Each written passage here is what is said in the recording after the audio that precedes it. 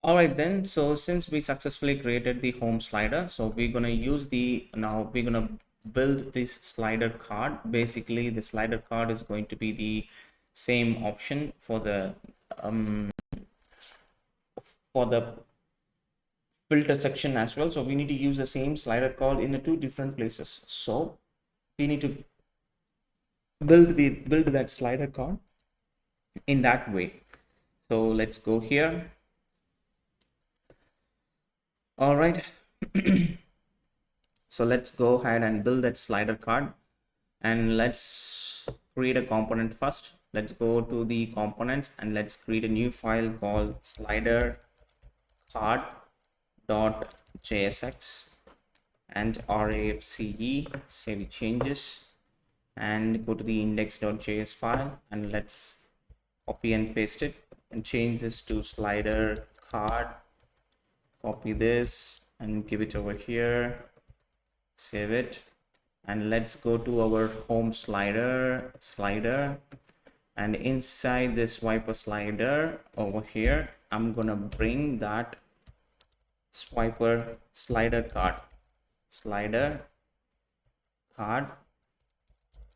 Okay, so we need to bring that over here. Why the hell it's not importing? Import slider card /components, save the changes, and let's now it's displaying the slider card text over there. I'm going to pass the key, that is the index, and I'm going to pass the data, which is going to be the data, and I'm going to pass the index separately.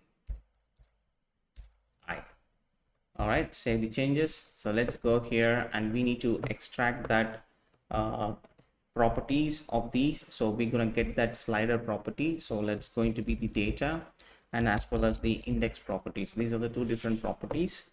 All right, so here then what we need to do is I'm going to bring that okay, so what we're going to do is this division is going to have a very specific styles. So bg light overlay, and while hovering it, I'm gonna add some drop shadow lg. Okay, and the backdrop blur is going to be medium and rounded xl. Okay, and it's going to be flex, item center, and justify between, and the position is going to be relative. Then px is going to be 4, py it's going to be 2, and width for small device it's going to be full, but for medium device the width is going to be 340, and okay, so from the medium device, the minimum width we're gonna fix this as 350, and the gap is going to be 3. Save the changes. Let me add some word wrap over here, and now we can see there is some color differentiation over here. And instead of this slider card, we're gonna bring this image over there from our data URL. Now that will you can able to see your image, and you can scroll back and forth over here smoothly. You can see it's working perfectly fine. So then what we need to do is right after this image section, I'm going to bring a division which is going to show all your product name and everything. So let's create a division, and this is going to be relative. Then what we need to do is from the padding top, we're going to add 12, and inside here I'm just going to add a paragraph tag which is going to display your product name like this. So that will display the product name.